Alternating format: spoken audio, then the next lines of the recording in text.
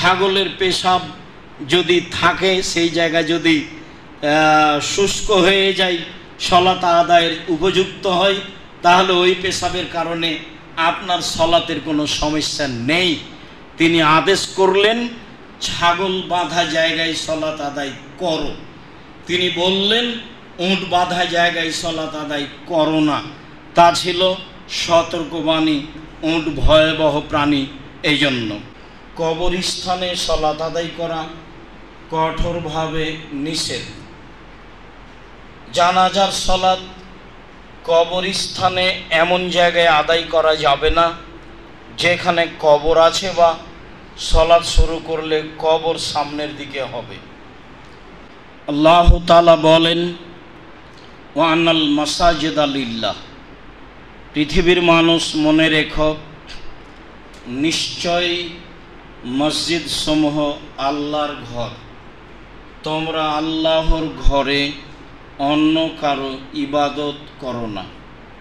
মানুষ মানুষের ইবাদত করে, এটা আজকে নতুন নয়, আগে থেকেই করে আসছে।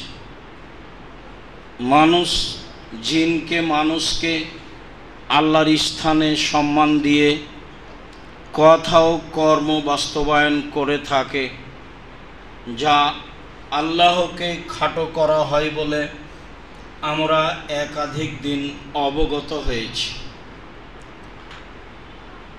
এ ব্যাপারে আবু সাঈদ খুদরি রাদিয়াল্লাহু তাআলা আনহু বলেন, রাসূল সাল্লাল্লাহু আলাইহি সাল্লাম বলেছেন, আল আরদু কুল্লুহা মসজিদ, সারা পৃথিবী সম্পূর্ণই মসজিদ।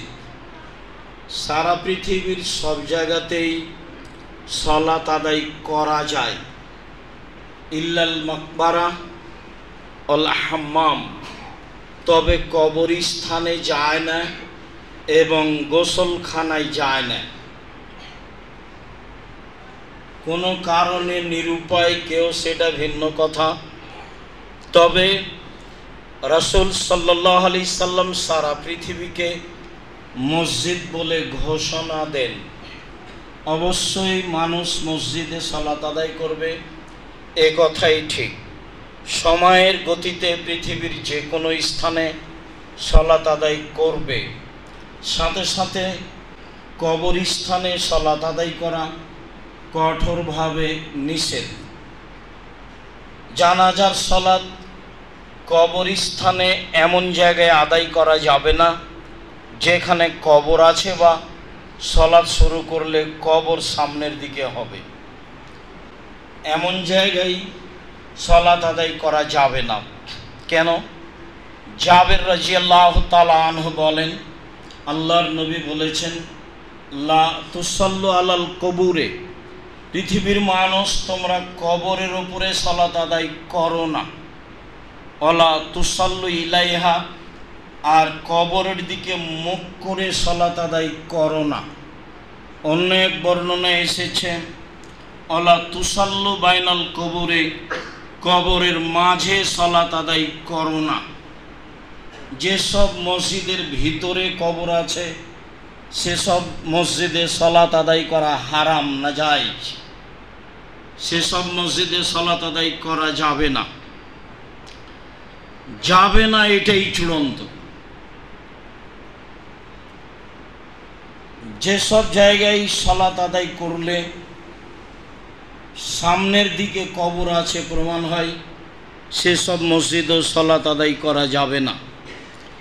যেসব মসজিদে পাশে কবর রয়েছে সেসব জায়গাতেও সালাত আদায় করা যাবে না।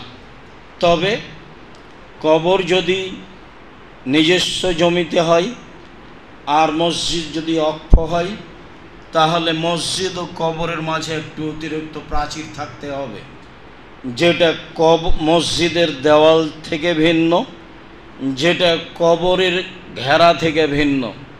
অতিরিক্ত একটি প্রাচীর দিয়ে কবর থেকে মসজিদকে ভিন্ন করে নিতে হবে। আশা যে বিষয়টি আমাদের কাছে দিনের মতো স্পষ্ট হয়েছে। ভবিষ্যতে কোনো দিন কোনো জায়গায় যদি সালাত আদায় করে নিই, তারপরে বুঝতে পারি যে অত্র মসজিদে কবর আছে, বা পাশে কবর আছে বা সামনে কবর আছে, তাহলে সেই সলাত আবারও পড়তে হবে। ভালোভাবে মনে রাখতে হবে। আপনি মনে রাখবেন, আরও দিনই ভাই বোনকে বলবেন। যত দিন কথা স্মরণ থাকবে ততদিন আর একজনকে সময় সুযোগে বলতে থাকবেন। এটাই আল্লাহর নবীর আদেশ। আশা যে সকলেই পালন করবেন। ঢাকা শহরের অনেক মসজিদের ভিতরে কবর আছে, যা আপনাদের জানা কথা। সবাই পড়ছে যে এর উত্তর আমাকে আপনাকে দিতে হবে না, সলাত হবে না, এ কথাই ঠিক। এ নিয়ে আর নতুন কিছু বলার নেই। আবু হুরায়রা রাদিয়াল্লাহু তাআলা আনহু বলেন, রাসূল সাল্লাল্লাহু আলাইহি সাল্লাম বলেছেন, সাল্লু ফি মারাবিজিল গানাম, যেখানে ছাগল বাঁধা থাকে সেখানে সলাত আদায় করতে পারো, আদেশ করলেন। আর বললেন, ওয়ালা তুসাল্লু ফি আতানিল ইবিল, যেখানে উট বাঁধা থাকে সেখানে সলাত আদায় করো না। হাদিস সহিহ। রহস্য কি? রহস্য হলো এই যে উট হলো ভয়াবহ প্রাণী। আপনি সেখানে সলাত আদায় করবেন, বিষয়টি আপনার জন্য নিরাপদ নয়। সেই জন্য থাকলো আর একটি কথা, যে ছাগল বাঁধা জায়গায় সলাত আদায় করব আদেশ করলেন, তো ছাগলের পেশাবের ব্যাপার আছে যে, তো সেটা পূর্বের কথা আবারও মনে রাখা ভালো হয়। আসলে আমি কাপড় গাভীর পেশাবে ভিজিয়ে সালাত আদায় করতে বলিনি, তা ছিল একটা পরিস্থিতি। চাঁপাইনবাবগঞ্জের পল্লী এলাকায় বক্তব্য দিচ্ছিলাম। মহিলারা সাধারণত বাড়ির পিছন দিকে সমতল জমিতে পেশাব করতে বসে, পানি ছিটে এসে গায়ে কাপড়ে লাগে। এই কাপড়ে সলাত হবে না, কেননা মানুষের পেশাব ভয়াবহ। মানুষের পেশাবের কারণেই কবরের শাস্তি হয়, এই কথা আল্লাহর নবী বলেন। পক্ষান্তরে হালাল পশু প্রাণীর পেশাবের কথাটা বলা হয়েছিল, এইভাবে যা মৌলিক উদ্দেশ্য ছিল না।